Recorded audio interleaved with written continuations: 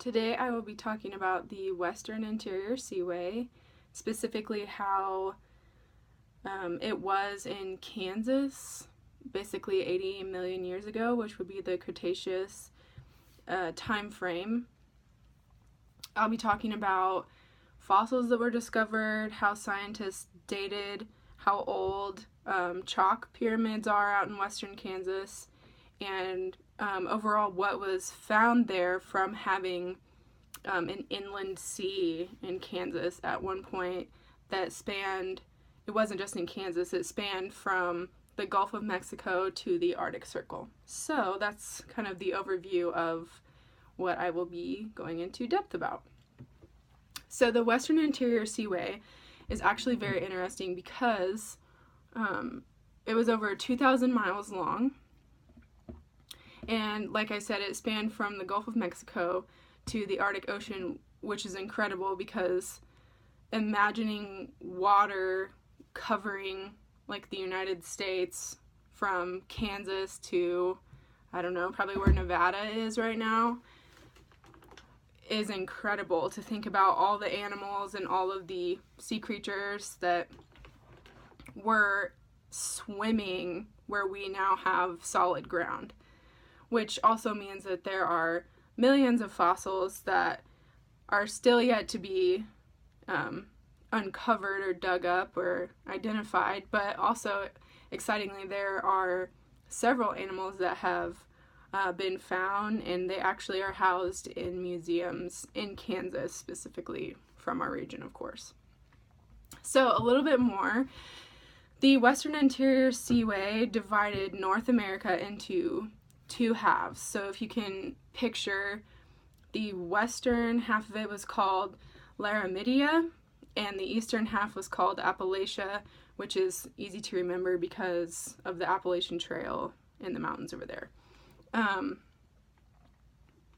The two halves of North America were joined by this great inland sea, like I said, that stretched for miles and miles, and had a depth of what I consider to be deep, but apparently scientists considered the depth or measured the depth to be shallow, or have thought that it is shallow because of how the rocks and sediment layers appear in places like western Kansas at a place called Monument Rocks. It's kind of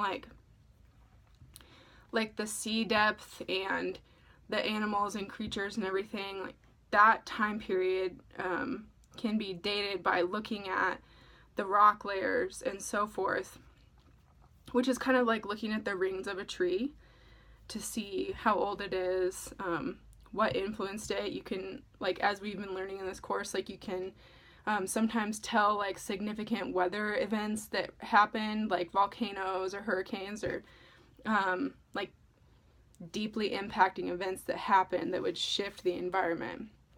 So that's how that they've been dating how old that inland sea was, and also the organisms that have come from different regions throughout the Western Interior Seaway.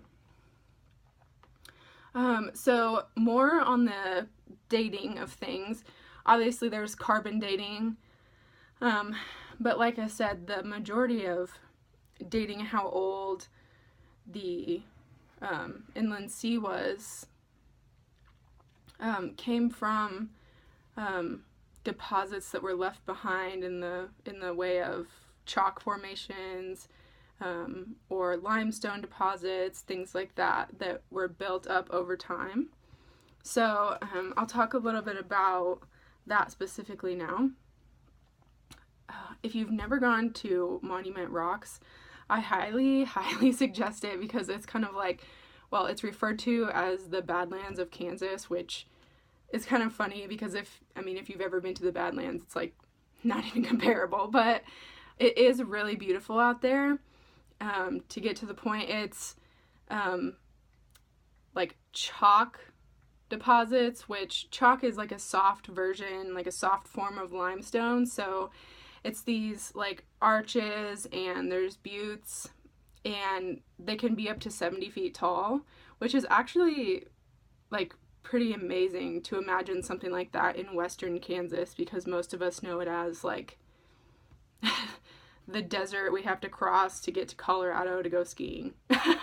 So on a trip out there, you could see things that were formed during the Cretaceous period, specifically with the Western Interior Seaway, like Monument Rocks and Castle Rock, which were formed about 80 million years ago. But of course, where they stand now is where like they were covered with ocean at that time. It's not like they were sticking out of the ocean, or they weren't like forming an island or anything like that. So talking about the chalk formations and the limestone, the open ocean was occupied by obviously things that survived in an oceanic environment, and that ranged from microscopic to gigantic. And what I'm getting at here with the whole limestone topic is that there were these little creatures, Foraminifera, I think I'm saying that right.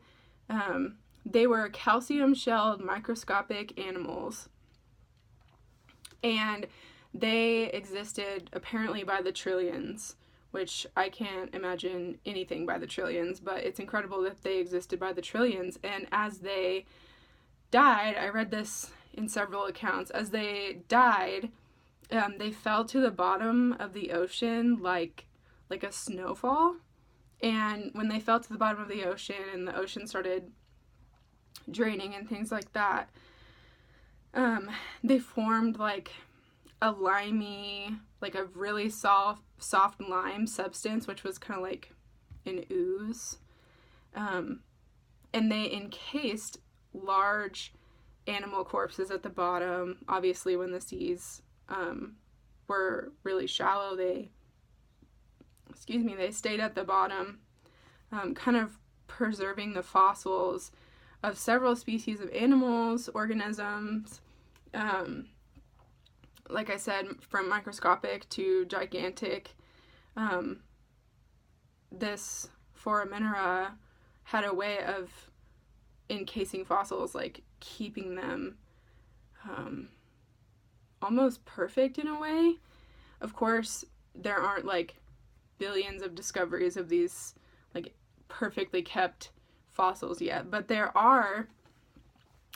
have been things that have been found out in western Kansas after a big rain, or again, some massive weather event happens. Like if a big rain washes away a whole bunch of gravel off of dirt roads, or washes things away in a quarry, then you can really see what was left over after this Cretaceous period. Even from 80 million years ago, there are things like shark teeth, which are still being found today. Like I said, like after a big rain, they'll be found. Sharks were abundant, and different species of sharks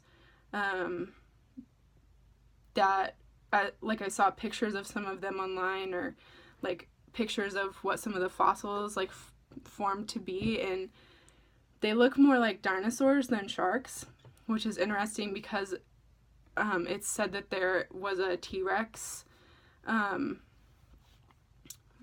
like the bones or fossils of a T-Rex were found out there, and that's actually in a museum in Kansas as well. A giant turtle, like the fossil of a giant turtle was found. Lots of swimming and flying reptiles, and there is one specifically famous fossil that was found from the Cretaceous period, and it was the fish within a fish fossil, which I've never personally seen, but I can't imagine seeing like a life within a life and then seeing a fossil of those two things. So Kansas actually does have a lot of oceanic history, which is really, again, bizarre to think about. But 80 million years ago, it was like a place of fertility for ocean creatures, and limestone deposits and things like that, which seems completely opposite of the nature of Kansas now. But to see that change from 80 million years ago just in our one compact area of western Kansas leaves us to consider other major areas: Utah, Colorado, Montana, up into Canada, right next to the Arctic Ocean. Like, what species were found up there? What's still being discovered? What new tools and techniques are scientists using to uncover new animals, new organisms, new theories, or hypothesis of what happened 80 million years ago? And the same with the Gulf of Mexico. The span of the Western Interior Seaway is so large, it's kind of like an understudied thing because there's so much ground to cover. I mean, the whole world has things like the Western Interior Seaway. Like, there's other examples of large inland seas that occupied other continents at the time. So we're really just one example of how something that is all dry land now surrounded by an ocean was at one time an ocean itself, which is actually a pretty amazing concept and visualization to have. So with that being said, the chalk pyramids of western Kansas still stand today, and you should definitely go visit them and learn a little bit more about the Western Interior Seaway, and maybe you will even find some shark teeth. Thanks.